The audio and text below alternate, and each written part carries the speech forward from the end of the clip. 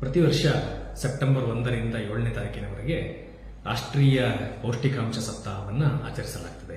ಹಾಗಾಗಿ ಮೊದಲನೇದಾಗಿ ಎಲ್ಲರಿಗೂ ರಾಷ್ಟ್ರೀಯ ಪೌಷ್ಟಿಕಾಂಶ ಸಪ್ತಾಹದ ಶುಭಾಶಯಗಳನ್ನು ಕೋರ್ತಾ, ಊಟ ಬಲ್ಲವನಿಗೆ ರೋಗವಿಲ್ಲ ಎಂಬ ಮಾತು ಜನಸಾಮಾನ್ಯರಲ್ಲಿ ಹಾಸುಹೊಕ್ಕಾಗಿದೆ.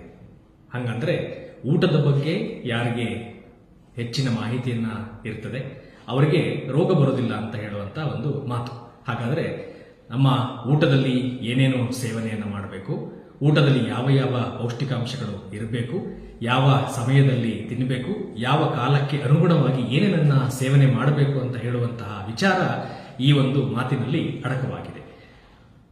ಆಹಾರ ಗೊತ್ತಿರೋರಿಗೆ ರೋಗ ಬರುವುದಿಲ್ಲ ಅಂತ ಹೇಳುವಂತಹ ಮಾತು ಯಾಕಿದೆ ಅಂತ ಹೇಳಿದ್ರೆ, ನಮ್ಮ ಆರೋಗ್ಯವನ್ನ ನಾವು ಸುಧಾರಣೆ ಮಾಡಬೇಕಾದ್ರೆ ಅದಕ್ಕೆ ಆಹಾರದಲ್ಲಿರುವಂತಹ ಪೌಷ್ಟಿಕಾಂಶಗಳು ಒಂದು ಪ್ರಮುಖ ಪಾತ್ರವನ್ನ ವಹಿಸ್ತವೆ. ಸದೃಢ ಆರೋಗ್ಯಕ್ಕಾಗಿ ಸಮತೋಲನಯುಕ್ತವಾದಂತಹ ಆಹಾರ ಸೇವನೆ ಬಹು ಮುಖ್ಯ. ಈ ಸಮತೋಲಿತ ಆಹಾರ ಅಂತ ಹೇಳಿದರೆ ಏನು ಅಂತ ಹೇಳುವಂತಹ ಒಂದು ಮಾತು ಈಗ ಅಥವಾ ಒಂದು ಪ್ರಶ್ನೆ ನಮ್ಮಲ್ಲಿ ಉದ್ಭವ ಆಗ್ತದೆ. ಈ ಸಮತೋಲಿತ ಆಹಾರ ಅಂತ ಹೇಳಿದರೆ ನಮ್ಮ ಆಹಾರದಲ್ಲಿ ನಮ್ಮ ದೇಹಕ್ಕೆ ಬೇಕಾದಂತಹ ಎಲ್ಲ ಪೌಷ್ಟಿಕಾಂಶಗಳ ಯುಕ್ತವಾದಂತಹ ಒಂದು ಆಹಾರ ಏನಿದೆ ಅದನ್ನು ನಾವು ಸಮತೋಲಿತ ಆಹಾರ ಅಂತ ಕರಿತೀವಿ. ಹಾಗಾದ್ರೆ ಈ ಸಮತೋಲಿತ ಆಹಾರದಲ್ಲಿ ಬರುವಂತಹ ಪೌಷ್ಟಿಕಾಂಶಗಳು ಯಾವ್ದ್ಯಾವುದು ಅಂತ ಹೇಳಿದ್ರೆ ಅದರಲ್ಲಿ ಕಾರ್ಬೋಹೈಡ್ರೇಟ್ಸ್, ಪ್ರೋಟೀನ್ಸ್ ಮತ್ತು ಫ್ಯಾಟ್ ಅಥವಾ ಕೊಬ್ಬಿನ ಪದಾರ್ಥ, ಇದರ ಜೊತೆಗೆ ಮೈಕ್ರೋನ್ಯೂಟ್ರಿಯೆಂಟ್ಸ್ಗಳಾದಂತಹ ವಿಟಮಿನ್ಸ್ಗಳು, ಖನಿಜಾಂಶಗಳು ಹಾಗೂ ಲವಣ ಪದಾರ್ಥಗಳು, ಈ ಎಲ್ಲವೂ ಸಹ ನಮ್ಮ ಆಹಾರದಲ್ಲಿರುವಂತಹ ಪೌಷ್ಟಿಕಾಂಶಗಳು. ಈ ಒಂದು ಪೌಷ್ಟಿಕಾಂಶಗಳಲ್ಲಿ ಇರುವಂತಹ ಕಾರ್ಬೋಹೈಡ್ರೇಟ್ಸ್, ಪ್ರೋಟೀನ್ಸ್, ಫ್ಯಾಟ್ಸ್ ಮತ್ತೆ ವಿಟಮಿನ್ಸ್, ಮಿನರಲ್ಸ್ ಯಾವ ಪ್ರಮಾಣದಲ್ಲಿ ನಮ್ಮ ದೇಹಕ್ಕೆ ಅಗತ್ಯವಿದೆ ಅಂತ ಹೇಳುತ್ತೆ ಅದನ್ನು ನಾವು ಸಮತೋಲಿತ ಆಹಾರ ಅಂತ ಹೇಳಿ ಕರಿತೀವಿ. ಈಗ ಕಾರ್ಬೋಹೈಡ್ರೇಟ್ಸ್ ನ ತಗೊಳ್ಳೋದಾದ್ರೆ ಇದು ಏಕದಳ ಧಾನ್ಯಗಳಾದಂತಹ ಅಕ್ಕಿ, ಗೋಧಿ, ರಾಗಿ ಹಾಗೂ ಜೋಳದಂತಹ ಪದಾರ್ಥಗಳಲ್ಲಿ ಹೆಚ್ಚಾಗಿ ಕಾಣ್ತೀವಿ. ಅದೇ ನಾವು ಪ್ರೋಟೀನ್ ಅಂಶ ಅಂತ ನೋಡಿದರೆ ಅದು ಕಾಳುಗಳು, ಬೇಳೆಕಾಳುಗಳಲ್ಲಿ ಹೆಚ್ಚಾಗಿ ಕಾಣುತ್ತೆ. ಹಾಗೆ ಕೊಬ್ಬಿನ ಪದಾರ್ಥಗಳು ನಮ್ಮ ಎಣ್ಣೆಕಾಳು ಉತ್ಪಾದನೆ ಮಾಡುವಂತಹ ಕಾಳುಗಳಲ್ಲಿ ಅಥವಾ ಹಾಲಿನ ಪದಾರ್ಥಗಳಾದಂತಹ ಬೆಣ್ಣೆ, ತುಪ್ಪ ಮತ್ತು ಎಣ್ಣೆಯ ಪದಾರ್ಥಗಳಲ್ಲಿ ಇದು ಹೆಚ್ಚಾಗಿ ಕಂಡುಬರ್ತದೆ. ಹಾಗೆ ನಾವು ವಿಟಮಿನ್ಸ್ ಗಳನ್ನ ನೋಡೋದಾದ್ರೆ ಒಂದು ವಿಟಮಿನ್ ಸಿ ಅಂತ ಏನ್ ಕರಿತೀವಿ, ಇದು ಸಿಟ್ರಸ್ ಫ್ರೂಟ್ಸ್ ಅಂದ್ರೆ ನಿಂಬೆಹಣ್ಣು ಅಥವಾ ಕಿತ್ಲೆ ಹಣ್ಣು, ಮೋಸಂಬಿಗಳಲ್ಲಿ ಹೆಚ್ಚಾಗಿ ಕಾಣುತ್ತೆ. ವಿಟಮಿನ್ ಎ ಕ್ಯಾರೆಟಿನಲ್ಲಿ ಹೆಚ್ಚಾಗಿ ಇರ್ತದೆ. ಅದೇ ರೀತಿ ನಮ್ಮ ಕಬ್ಬಿಣಾಂಶದ ಒಂದು ಭಾಗ ನಮ್ಮ ಕರಿಬೇವಿನ ಸೊಪ್ಪಿನಲ್ಲಿ ಹೆಚ್ಚಾಗಿ ಕಾಣುತ್ತೆ. ಹಾಗೆ ಹಾಲು ಮತ್ತು ಹಾಲಿನ ಪದಾರ್ಥಗಳಲ್ಲಿ ಕ್ಯಾಲ್ಸಿಯಂ ಅಂಶ ಹೆಚ್ಚಾಗಿ ಇರ್ತದೆ. ಸೊ ಹಾಗೆ ನಮ್ಮ ಆಹಾರದಲ್ಲಿ ಯಾವ ಯಾವ ಪದಾರ್ಥಗಳಲ್ಲಿ ಯಾವ ಯಾವ ಖನಿಜ ಪದಾರ್ಥಗಳು ಅಥವಾ ಯಾವ ಯಾವ ಪೌಷ್ಟಿಕಾಂಶಗಳು ಇದೆ ಅಂತ ತಿಳ್ಕೊಂಡ್ರೆ ನಾವು ಸಮತೋಲಿತ ಆಹಾರವನ್ನ ನಾವು ಮೇಂಟೈನ್ ಮಾಡಲಿಕ್ಕೆ ಈಸಿ ಆಗುತ್ತೆ.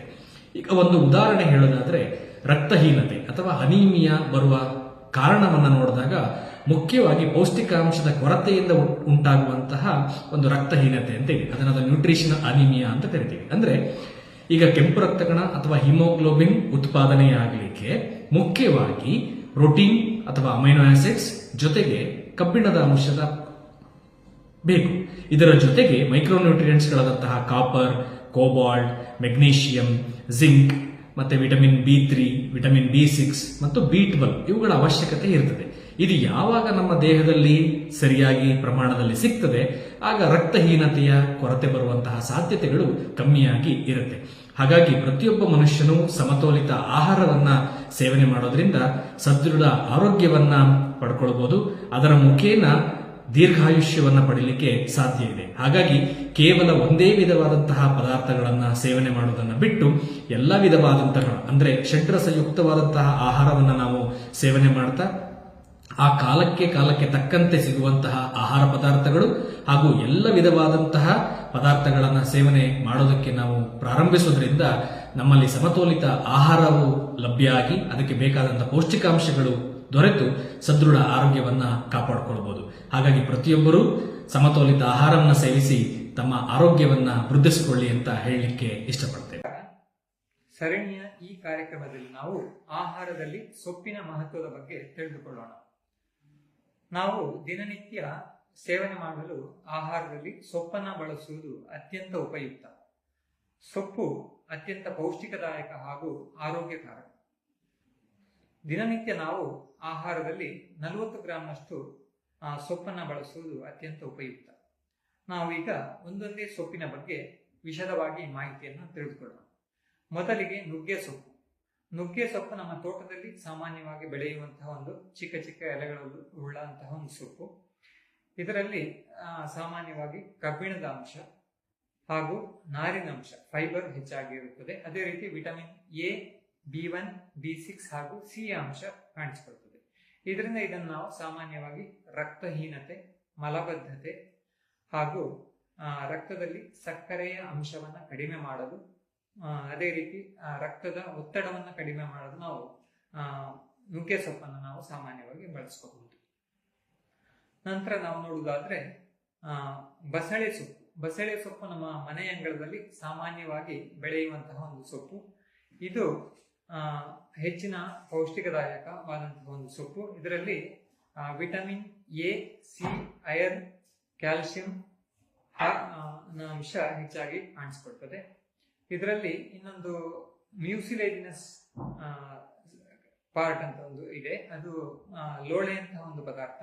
ಇದರಿಂದ ನಾವು ಬಳಸುವುದರಿಂದ ಜೀರ್ಣಾಂಗದ ಒಂದು ಉರಿಯೂತ, ಕರುಳಿನ ಹುಣ್ಣು ಹಾಗೂ ಮೂಳೆಗಳನ್ನು ಬಲಪಡಿಸಲು ಇದು ಅತ್ಯಂತ ಉಪಯುಕ್ತ.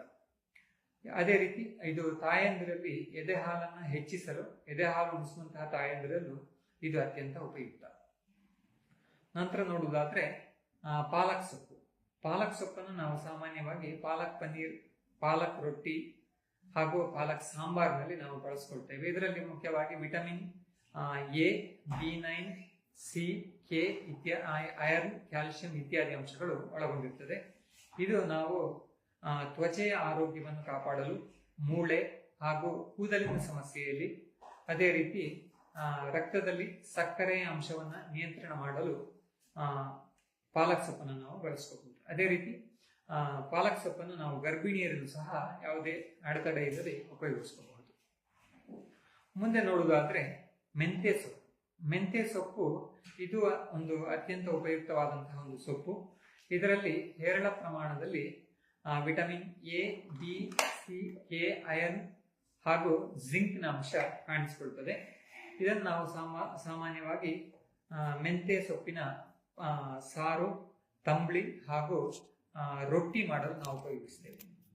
ಇದರಲ್ಲಿ ಮುಖ್ಯವಾಗಿ ನಾವು ರೋಗ ನಿರೋಧಕ ಶಕ್ತಿಯನ್ನು ಹೆಚ್ಚಿಸಲು ಹಾಗೂ ದೇಹದ ತೂಕವನ್ನು ಕಡಿಮೆ ಮಾಡಲು, ಅಜೀರ್ಣದಂತಹ ಸಮಸ್ಯೆಯಲ್ಲಿ, ಮೂಳೆಗಳ ಸಮಸ್ಯೆಯಲ್ಲಿ, ರಕ್ತದಲ್ಲಿನ ಸಕ್ಕರೆಯ ಅಂಶವನ್ನು ಕಡಿಮೆ ಮಾಡಲು ನಾವು ಮೆಂತ್ಯ ಸೊಪ್ಪನ್ನು ನಾವು ನಿತ್ಯ ಬಳಸ್ಕೋಬಹುದು. ಮುಂದೆ ನೋಡುವುದಾದ್ರೆ ಕರಿಬೇವಿನ ಸೊಪ್ಪು. ಕರಿಬೇವಿನ ಸೊಪ್ಪು ನಾವು ನಿತ್ಯ ಉಪಯೋಗಿಸುವಂತಹ ಒಂದು ಸೊಪ್ಪು. ಇದರಲ್ಲಿ ಹೇರಳ ಪ್ರಮಾಣದಲ್ಲಿ ಕಬ್ಬಿಣದ ಅಂಶ, ಕ್ಯಾಲ್ಸಿಯಂ, ಮೆಗ್ನೀಷಿಯಂ ಹಾಗೂ ಇತರ ಜೀವತತ್ವಗಳು ಅಡಗಿರುತ್ತವೆ. ಇದನ್ನು ನಾವು ಪ್ಲೇಟಿನ ಸೈಡಲ್ಲಿ ಇಟ್ಟು ದಿವಸ ನಾವು ಎಸೆಯುವುದರ ಬದಲು ಅದನ್ನು ಸೇವನೆ ಮಾಡುವುದರಿಂದ ನಾವು ರಕ್ತಹೀನತೆ, ಬೊಜ್ಜಿನ ಸಮಸ್ಯೆ, ಅಜೀರ್ಣದಂತಹ ಸಮಸ್ಯೆ, ರಕ್ತದಲ್ಲಿನ ಸಕ್ಕರೆಯ ಪ್ರಮಾಣವನ್ನು ನಿಯಂತ್ರಿಸಲು ಇದು ಅತ್ಯಂತ ಉಪಯುಕ್ತವಾದಂತಹ ಒಂದು ಸೊಪ್ಪು. ಅದೇ ರೀತಿ ಕೂದಲು ಉದುರುವಿಕೆಯನ್ನು ಸಹ ತಡೆಗಟ್ಟುವಂತಹ ಒಂದು ಸೊಪ್ಪು. ಅದೇ ರೀತಿ ಕೊನೆಯದಾಗಿ ನಾವು ನೋಡುವುದಾದ್ರೆ ಒಂದೆಲಗ ಸೊಪ್ಪು ಅಥವಾ ಬ್ರಾಹ್ಮಿ ಸೊಪ್ಪು. ಒಂದೆಲಗ ಸೊಪ್ಪು ಇದು ಸಾಮಾನ್ಯವಾಗಿ ನೀರಿನ ಪ್ರದೇಶದಲ್ಲಿ ಹೆಚ್ಚಾಗಿ ಕಾಣಿಸಿಕೊಳ್ಳುವಂತಹ ಒಂದು ಚಿಕ್ಕ ಸೊಪ್ಪು. ಇದನ್ನು ನಾವು ಚಟ್ನಿ ಅಥವಾ ಪಲ್ಯದ ರೂಪದಲ್ಲಿ ನಾವು ಬಳಸ್ಕೋಬಹುದು. ಇದು ನಮ್ಮ ನೆನಪಿನ ಶಕ್ತಿ ಅಥವಾ ಮೆದುಳಿನ ಕಾರ್ಯಕ್ಷಮತೆಯನ್ನು ಹೆಚ್ಚಿಸುವಂತಹ ಒಂದು ಸೊಪ್ಪು. ಮುಖ್ಯವಾಗಿ ಇದನ್ನು ನಾವು ನಿತ್ಯ ಸೇವನೆ ಮಾಡುವುದರಿಂದ ಆಲ್ಝೀಮರ್ಸ್ ಅಥವಾ ಡಿಮೆನ್ಷಿಯಾ, ವೃದ್ಧರಲ್ಲಿ ಸಾಮಾನ್ಯವಾಗಿ ಮರವಿನ ಸಮಸ್ಯೆಯನ್ನು ಕಾಣಿಸುತ್ತೆ, ಅದನ್ನು ನಾವು ಬಾರದಂತೆ ತಡೆಗಟ್ಟಬಹುದು. ಅದೇ ರೀತಿ ಮಕ್ಕಳಲ್ಲಿ ಬುದ್ಧಿಯ ಬೆಳವಣಿಗೆ ಹಾಗೂ ನೆನಪಿನ ಶಕ್ತಿಯನ್ನು ಹೆಚ್ಚಿಸಲು, ಓದಿನಲ್ಲಿ ಹೆಚ್ಚು ಆಸಕ್ತಿಯನ್ನು ಬರಲು ಈ ಸೊಪ್ಪನ್ನು ನಾವು ಬಳಸ್ಕೋಬಹುದು. ಅದೇ ರೀತಿ ಮೂಲಂಗಿ ಸೊಪ್ಪು. ಮೂಲಂಗಿ ಸೊಪ್ಪು ಸಾಮಾನ್ಯವಾಗಿ ನಾವು ನಿತ್ಯ ಉಪಯೋಗಿಸುವಂತಹ ಒಂದು ಸೊಪ್ಪು. ಇದು ನಾವು ಅಜೀರ್ಣದಂತಹ ಸಮಸ್ಯೆ, ಮೂಲವ್ಯಾಧಿ, ಕಾಮಾಲೆ, ಆಮವಾತ ಇಂತಹ ಸಮಸ್ಯೆ ಇದೆ ಹಾಗೂ ನಮ್ಮ ರೋಗ ನಿರೋಧಕ ಶಕ್ತಿಯನ್ನು ಹೆಚ್ಚಿಸಲು ನಾವು ಸಾಮಾನ್ಯವಾಗಿ ಇದನ್ನು ಉಪಯೋಗಿಸ್ಕೋಬಹುದು. ದಿನನಿತ್ಯ ನಾವು ಜಂಕ್ ಫುಡ್ ಅಥವಾ ಫಾಸ್ಟ್ ಫುಡ್ಗಳ ಮೊರೆ ಹೋಗುವುದರಿಂದ ಈ ಸೊಪ್ಪನ್ನು ನಾವು ಬಳಸುವುದು ಅತ್ಯಂತ ಆರೋಗ್ಯಕರ ಹಾಗೂ ನಾವು ನಮ್ಮ ಮುಂದೆ ರೋಗಗಳನ್ನು ಬಾರದಂತೆ ತಡೆಗಟ್ಟಬಹುದು. ಅದೇ ರೀತಿ ಶರೀರಕ್ಕೆ ಬೇಕಾದಂತಹ ಪೌಷ್ಟಿಕಾಂಶವನ್ನ ಈ ಸೊಪ್ಪಿನಿಂದ ನಾವು ಒದಗಿಸಬಹುದು. ಆದ್ರಿಂದ ನಾವು ನಿತ್ಯವೂ ಕನಿಷ್ಠ ಪಕ್ಷ ಒಂದು 40 ಗ್ರಾಂನಷ್ಟಾದರೂ ಸೊಪ್ಪನ್ನ ಸೇವನೆ ಮಾಡುವುದು ಅತ್ಯಂತ ಉಪಯುಕ್ತ. ಆಹಾರದಲ್ಲಿ ಧಾನ್ಯಗಳ ಮಹತ್ವ. ವೀಕ್ಷಕರೇ, ನಾವು ನಮ್ಮ ಆಹಾರವನ್ನು ಗಮನಿಸಿದಾಗ ನಮ್ಮ ಆಹಾರವೆಲ್ಲ ಧಾನ್ಯಗಳಿಂದಲೇ ಕೂಡಿದೆ. ನಮಗೆಲ್ಲ ತಿಳಿದಿರುವಂತೆ ನಮ್ಮ ಆಹಾರದ ಪ್ರಮುಖ ಭಾಗ ಅಕ್ಕಿ, ರಾಗಿ, ಗೋಧಿ, ಬೇಳೆಕಾಳುಗಳು, ಕಡಲೆ ಬೀಜ ಈ ರೀತಿಗಳಿಂದ ಹೆಚ್ಚಿನ ಆಹಾರವು ಹೊಂದಿರುತ್ತದೆ. ಎಲ್ಲರಿಗೂ ತಿಳಿದಿರುವಂತೆ ಧಾನ್ಯಗಳಲ್ಲಿ 2 ವಿಧ. ಮೊದಲನೇದು ಏಕದಳ ಧಾನ್ಯಗಳು, ಇವುಗಳನ್ನ ಸಿರಿಲ್ಸ್ ಅಥವಾ ಮೊನೊಕೊಟಿಲಿಟನ್ಸ್ ಎಂದು ಕರೆದರೆ. ಎರಡನೇದು ದ್ವಿದಳ ಧಾನ್ಯಗಳು, ಅಂದ್ರೆ ಡೈಕೋಟಿಲಿಟನ್ಸ್ ಅಥವಾ ಪಲ್ಸಸ್ ಎಂದು ಕೂಡ ಕರೆಯುತ್ತಾರೆ. ಏಕದಳ ಧಾನ್ಯಗಳು ಅದು ಕಾರ್ಬೋಹೈಡ್ರೇಟ್ ಅಥವಾ ಶರ್ಕರ ಪಿಷ್ಟಗಳ ಅಂಶಗಳನ್ನು ಹೆಚ್ಚಾಗಿ ಹೊಂದಿರುತ್ತವೆ.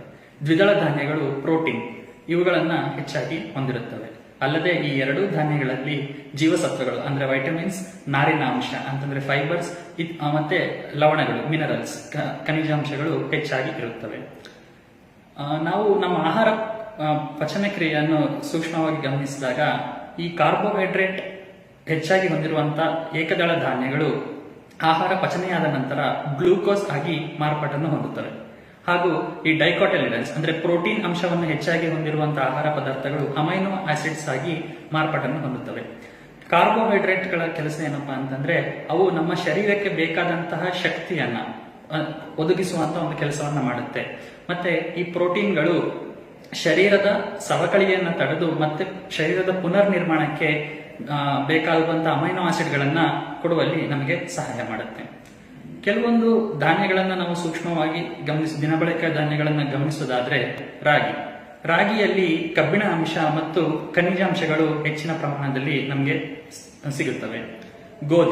ಗೋಧಿಯಲ್ಲಿ ನಾರಿನ ಅಂಶ ಮತ್ತು ಜೀವಸತ್ವದ ಅಂಶಗಳು ನಮಗೆ ಹೆಚ್ಚಿನ ಪ್ರಮಾಣದಲ್ಲಿ ದೊರಕುತ್ತವೆ. ಇನ್ನು ಹೊಟ್ಟನ್ನು ತೆಗೆಯದೇ ಇರುವಂತಹ ಕುಸುಗುಲ ಅಕ್ಕಿ, ಇವುಗಳಲ್ಲಿ ಕೂಡ ನಾರಿನ ಅಂಶ ಮತ್ತು ಜೀವಸತ್ವಗಳು ತುಂಬಾ ವಿಶೇಷವಾಗಿ ನಮಗೆ ಸಿಗುತ್ತವೆ. ಜೋಳ, ಉತ್ತರ ಕರ್ನಾಟಕ ಭಾಗದಲ್ಲಿ ಹೆಚ್ಚಾಗಿ ಜೋಳವನ್ನು ಉಪಯೋಗಿಸುತ್ತಾರೆ. ಇವುಗಳು ಕೂಡ ಶರೀರಕ್ಕೆ ಸ್ಥೌಲ್ಯತೆಯನ್ನು ಕೊಡದಂತೆ ಮತ್ತು ಶರೀರಕ್ಕೆ ಸಾತ್ಮ್ಯವಾಗುವಂತ ಅಂತಂದ್ರೆ ಒಂದಾಗುವಂತ ಧಾನ್ಯಗಳಲ್ಲಿ ಒಂದಾಗಿದೆ. ಇನ್ನು ಸಿರಿಧಾನ್ಯಗಳು ಎಂಬ ಗುಂಪಿಗೆ ಸೇರಿಸಬಹುದಂತ ಧಾನ್ಯಗಳಾದ ಊದಲು, ಸಾಮೆ, ಸಜ್ಜೆ, ನವಣೆ ಈ ರೀತಿಯಾದಂತ ಧಾನ್ಯಗಳು ಶರೀರಕ್ಕೆ ಬೇಕಾಗುವಂತ ಪೋಷಕಾಂಶಗಳನ್ನು ಕೊಡುವುದರ ಜೊತೆಗೆ ಅವು ಯಾವುದೇ ತರಹದ ಹಾನಿಯನ್ನ ಉಂಟು ಮಾಡುವುದಿಲ್ಲ. ಇವು ವಿಶೇಷವಾಗಿ ಪ್ರಮೇಹ ಅಂತಂದ್ರೆ ಯಾರು ಡಯಾಬಿಟಿಸ್ ಅಥವಾ ಕಾರ್ಡಿಯಾಕ್ ಡಿಸೀಸಸ್ ಅಂತಂದ್ರೆ ಹೃದಯ ಸಂಬಂಧಿ ಕಾಯಿಲೆಗಳಿಂದ ಬಳಲ್ತಾ ಇರ್ತಾರೋ ಅಂತವರಲ್ಲಿ ವಿಶೇಷವಾದ ಪಥ್ಯವಾಗಿದೆ. ಇವುಗಳನ್ನು ಅವರು ದಿನನಿತ್ಯದ ಬಳಕೆಯಲ್ಲಿ ಅಂದರೆ ಉಪ್ಪಿಟ್ಟು ಅಥವಾ ಗಂಜಿ ಈ ರೀತಿಯಾದಂತಹ ವಿಶೇಷ ರೂಪಗಳಲ್ಲಿ ಕೂಡ ಅದನ್ನ ಬಳಸ್ಕೊಳ್ಬಹುದು. ಇನ್ನು ದ್ವಿದಳ ಧಾನ್ಯಗಳು ಅಂತಂದ್ರೆ ಮುದ್ಗ ಅಂತಂದ್ರೆ ಹೆಸರು ಕಾಳು, ಬೇಳೆ ಈ ರೀತಿಯಾದಂಥ ಧಾನ್ಯಗಳನ್ನ ನಾವು ಗಮನಿಸಿದಾಗ ಇವು ಪ್ರೋಟೀನ್ಗಳ ಆಗರವಾಗಿದೆ. ಈ ಪ್ರೋಟೀನ್ಗಳು ಮೊದಲೇ ತಿಳಿಸಿದಂತೆ ಶರೀರದ ಸವಕಳಿಯನ್ನ ಮಾಂಸದ ಖಂಡಗಳ ಸವಕಳಿಯನ್ನ ತಡೆದು ಅವರ ಪುನರ್ ನಿರ್ಮಾಣಕ್ಕೆ ಸಹಾಯ ಮಾಡುವಂತ ಅಂಶಗಳಾಗಿದ್ದಾವೆ. ಇದೇ ರೀತಿಯಾಗಿ ಜಿಡ್ಡಿನಂಶಗಳಿಂದ ಕೂಡಿದ ಕಾಳುಗಳು ಅಂತಂದ್ರೆ ಕಡಲೆಕಾಳು, ಎಳ್ಳು ಇತ್ಯಾದಿಗಳು ಈ ರೀತಿಗಳನ್ನು ನಾವು ಸೇವನೆ ಮಾಡುವುದು ತುಂಬಾ ಮುಖ್ಯ. ಯಾಕಂದ್ರೆ ಇವು ಶರೀರಕ್ಕೆ ಬೇಕಾದಂತ ಕನಿಷ್ಠ ಜಿಡ್ಡಿನ ಅಂಶವನ್ನ ಕೊಡುವಂತ ಧಾನ್ಯಗಳಾಗಿದ್ದಾವೆ. ಇವು ಶರೀರದ ಒಣಗುವಿಕೆ ಅಂದ್ರೆ ಡಿಹೈಡ್ರೇಷನ್ ಮತ್ತೆ ಡಿಜನರೇಷನ್ ಅನ್ನ ತಡೆಯುವಂತ ಧಾನ್ಯಗಳಾಗಿದ್ದಾವೆ. ಮತ್ತೆ ಇದು ಎಷ್ಟು ಅಂಶಗಳನ್ನ ಒಳಗೊಂಡಿದೆ ಅಂತಂದ್ರೆ ಕಡಲೆ ಬೀಜವನ್ನ ಬಡವರ ಬಾದಾಮಿ ಅಂತ ಕರೆಯೋದನ್ನು ಕೂಡ ನಾವು ನೋಡಬಹುದು. ನಮ್ಮ ಆಹಾರ ಪದ್ಧತಿಯನ್ನು ಸೂಕ್ಷ್ಮವಾಗಿ ಗಮನಿಸಿದಾಗ 90% ಇದರಲ್ಲಿ ಈ ಧಾನ್ಯಗಳೇ ಇರುತ್ತವೆ. ಅಂತಂದ್ರೆ ಅದು ಅನ್ನ ಸಾರು, ಬೇಳೆ ಸಾರು ಆಗಿರಬಹುದು ಅಥವಾ ಬಾತ್ ಅಥವಾ ಇನ್ನೇನಾದ್ರೂ ಮಾಡಿದಾಗ ಈ ಧಾನ್ಯಗಳು ಏಕದಳ ದ್ವಿದಳ ಧಾನ್ಯಗಳ ಒಂದು ಸಮ್ಮಿಶ್ರಣವೇ ಆಗಿರುತ್ತೆ. ಸೊ ಆದ್ದರಿಂದ ಇವುಗಳ ಪ್ರಯೋಜನವನ್ನ ಅರಿತು ನಾವು ಉಪಯೋಗಿಸೋದ್ರಿಂದ ಇನ್ನ ಹೆಚ್ಚಿನ ಉಪಯೋಗವನ್ನ ನಾವು ಪಡ್ಕೊಳ್ಬಹುದು ಅಂತ. ಆಹಾರದಲ್ಲಿ ಕೊಬ್ಬಿನ ಮಹತ್ವದ ಬಗ್ಗೆ ತಿಳಿದುಕೊಳ್ಳೋಣ. ಆಹಾರದಲ್ಲಿ ಕೊಬ್ಬಿನಾಂಶ ಅಂದ ತಕ್ಷಣ ಅದನ್ನ ಅಪರಾಧಿ ರೀತಿ ನೋಡೋದೇ ಹೆಚ್ಚು. ಯಾಕೆಂತಂದ್ರೆ ಒಬ್ಬ ಮನುಷ್ಯನಿಗೆ ಹೃದಯ ಸಂಬಂಧಿ ಕಾಯಿಲೆಗಳು ಬರಲಿ ಅಥವಾ BP ಬರಲಿ, ಸಕ್ಕರೆ ಕಾಯಿಲೆ ಬರಲಿ, ಏನೇ ಬಂದ್ರೂ ಅದನ್ನ ಫ್ಯಾಟ್ ಮೇಲೆ ಹಾಕೋದೇ ಹೆಚ್ಚು. ಆದ್ರೆ ನಿಜ ಏನು ಅಂತಂದ್ರೆ ಆ ಕಾಯಿಲೆಗಳಿಗೆ ಇರ್ತಕ್ಕಂಥ ಬೇರೆ ಕಾರಣಗಳೊಂದಿಗೆ ಫ್ಯಾಟ್ ಕೂಡ ಒಂದು ಕಾರಣ ಅಷ್ಟೇ.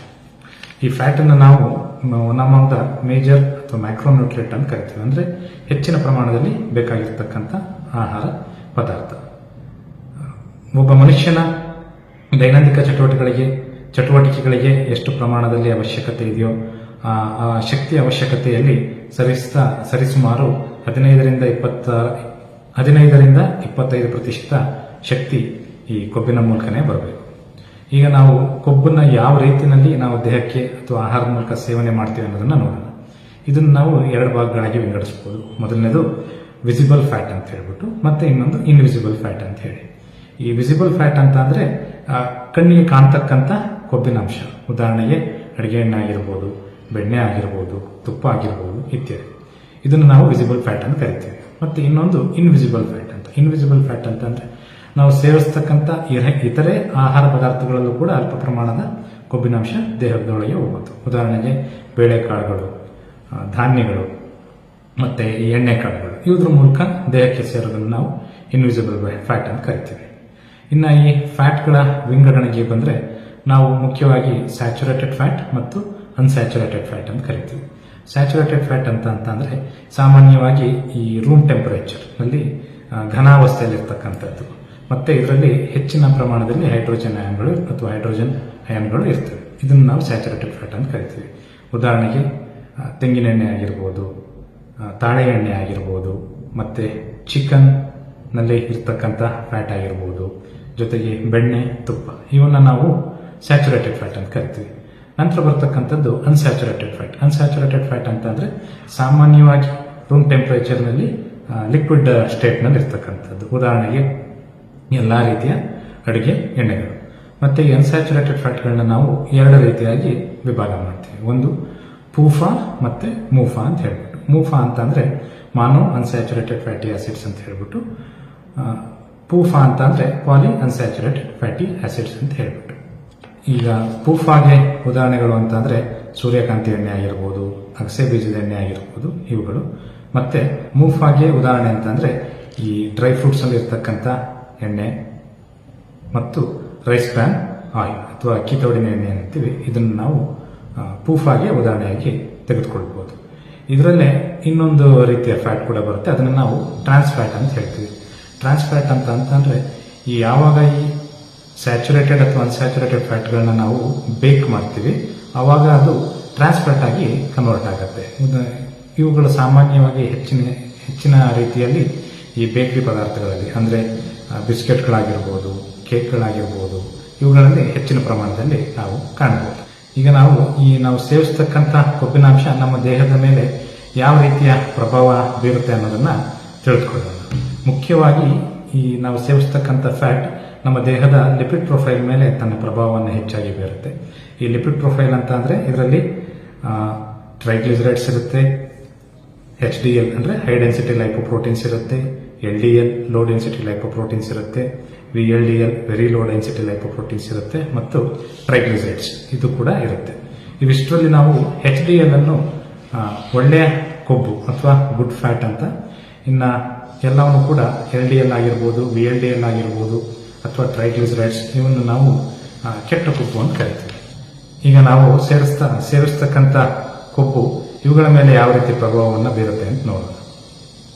ನಾವು ಹೆಚ್ಚಿನ ಪ್ರಮಾಣದಲ್ಲಿ ಸ್ಯಾಚುರೇಟೆಡ್ ಫ್ಯಾಟ್ ಅನ್ನ ಸೇವಿಸ್ತಾ ಹೋದ್ರೆ ಇದು HDL ಅಥವಾ ಒಳ್ಳೆ ಕೊಬ್ಬು ಏನಿದೆ ಅದರ ಪ್ರಮಾಣವನ್ನ ಕಡಿಮೆ ಮಾಡ್ತಾ ಹೋಗುತ್ತೆ. ಇದು ದೇಹಕ್ಕೆ ಒಳ್ಳೆಯ ರೀತಿಯ ಬೆಳವಣಿಗೆ ಅಲ್ಲ.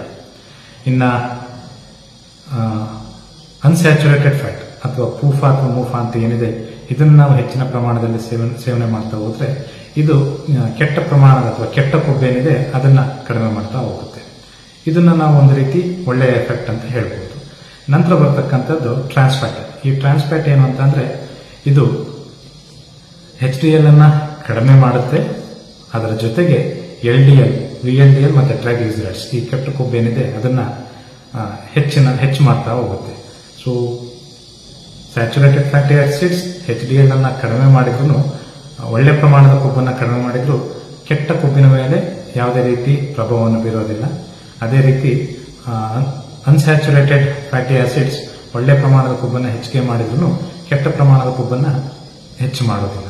ಆದರೆ ಈ ಟ್ರಾನ್ಸ್ ಫ್ಯಾಟ್ ಏನಿದೆ ಇದು ಬಹಳ ಅಪಾಯಕಾರಿ. ಯಾಕೆಂತಂದ್ರೆ ಇದು ಒಳ್ಳೆ ಕೊಬ್ಬನ್ನ ಕಡಿಮೆ ಮಾಡಿ ಕೆಟ್ಟ ಪ್ರಮಾಣದ ಕೊಬ್ಬನ್ನ ಹೆಚ್ಚಿಗೆ ಮಾಡ್ತಾ ಹೋಗುತ್ತೆ. ಸೊ ಹಾಗಾಗಿ ನಾವು ಸೇವಿಸ್ತಕ್ಕಂಥ ಆಹಾರದಲ್ಲಿ ಯಾವುದೇ ಕಾರಣಕ್ಕೂ ಈ ಟ್ರಾನ್ಸ್ ಫ್ಯಾಟ್ಗಳು ಹೆಚ್ಚಿನ ಪ್ರಮಾಣದಲ್ಲಿ ಇರಬಹುದು. ನಂತರ ಬರೋದು ಈ ಫ್ಯಾಟ್ ಅಥವಾ ಕೊಬ್ಬಿನಾಂಶದ ದೇಹದಲ್ಲಿ ಯಾವ ಕೆಲಸಗಳನ್ನ ಮಾಡುತ್ತೆ. ನಾವು ಮೊದಲನೇ ಹೇಳಿದಾಗೆ ಇದು one among the macro nutrient, ಅಂದ್ರೆ ದೇಹಕ್ಕೆ ಹೆಚ್ಚಿನ ಪ್ರಮಾಣದಲ್ಲಿ ಬೇಕಾಗಿರ್ತಕ್ಕಂಥ ಆಹಾರ ಪದಾರ್ಥ. ಅದರೊಂದಿಗೆ ದೇಹದ 15ರಿಂದ 25% ಶಕ್ತಿ ಇದರಿಂದ ಬರಬೇಕು, ಕೊಬ್ಬಿನಿಂದ ಬರಬೇಕು ಅಂತ ಹೇಳ್ತೀವಿ. ಹಾಗಾಗಿ ಇದು ನಮಗೆ ಒಂದು ಶಕ್ತಿಯ ಒಂದು ಮೂಲ. ಇದರೊಟ್ಟಿಗೆ ಇದು ಆಹಾರದ ರುಚಿಯನ್ನು ಕೂಡ ಹೆಚ್ಚಿಗೆ ಮಾಡುತ್ತೆ. ಉದಾಹರಣೆಗೆ ನಾವು ಸೇವಿಸ್ತಕ್ಕಂಥ ಆಹಾರಕ್ಕೆ ಬೆಣ್ಣೆ ಅಥವಾ ತುಪ್ಪವನ್ನು ಸೇರಿಸಿ ಸೇವಿಸಿದಲ್ಲಿ ಅದು ಹೆಚ್ಚು ರುಚಿಯನ್ನ ಕೊಡುತ್ತೆ. ಇನ್ನೊಂದು ಕೆಲಸ ಅಂತ ಅಂದ್ರೆ ಈ ಫ್ಯಾಟ್ ಸಾಲ್ಯುಬಲ್ ವೈಟಮಿನ್ಸ್ ಅಂತ ಏನು ಅಂತ ಹೇಳ್ತೀವಿ ಅಂದ್ರೆ ಉದಾಹರಣೆಗೆ ATEK ಇವನ್ನ ನಾವು ಫ್ಯಾಟ್ ಸಾಲ್ಯುಬಲ್ ವೈಟಮಿನ್ಸ್ ಅಂತ ಕರಿತೀವಿ.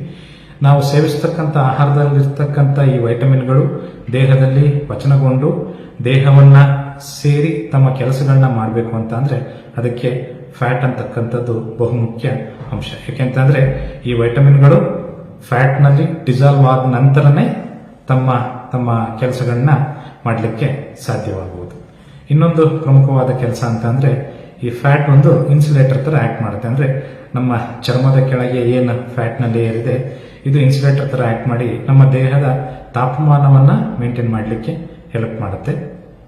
ಮತ್ತೆ ಈ ಮೂಫಾ ಅಂದ್ರೆ ಮಾನೋ ಅನ್ಸ್ಯಾಚುರೇಟೆಡ್ ಫ್ಯಾಟಿ ಆಸಿಡ್ ಏನಿದೆ ಇದು ದೇಹದಲ್ಲಿ ಒಳ್ಳೆಯ ಕೊಬ್ಬನ್ನ ಹೆಚ್ಚಿಗೆ ಮಾಡಿ ಕೆಲವು ಕಾಯಿಲೆಗಳಿಂದ ದೂರ ಇಡುತ್ತೆ. ಉದಾಹರಣೆಗೆ BP ಆಗಿರ್ಬೋದು, ಸಕ್ಕರೆ ಕಾಯಿಲೆ ಆಗಿರ್ಬೋದು, ಕ್ಯಾನ್ಸರ್ ಆಗಿರ್ಬೋದು, ಹಾಗೂ ಇತರೆ ಇನ್ಫ್ಲಮೇಟರಿ ಕಂಡೀಷನ್ಸ್ ನಿಂದ ನಮ್ಮನ್ನು ದೂರವಿಟ್ಟು ಕಾಪಾಡುತ್ತೆ. ಹಾಗಾಗಿ ನಾವು ಸೇವನೆ ಮಾಡತಕ್ಕಂಥ ಆಹಾರದಲ್ಲಿ ಮಿತಿಯಾದ ಪ್ರಮಾಣದಲ್ಲಿ ನಾವು ಫ್ಯಾಟ್ ಅನ್ನ ಉಪಯೋಗಿಸಿಕೊಂಡು ಆರೋಗ್ಯವಾಗಿರೋಣ.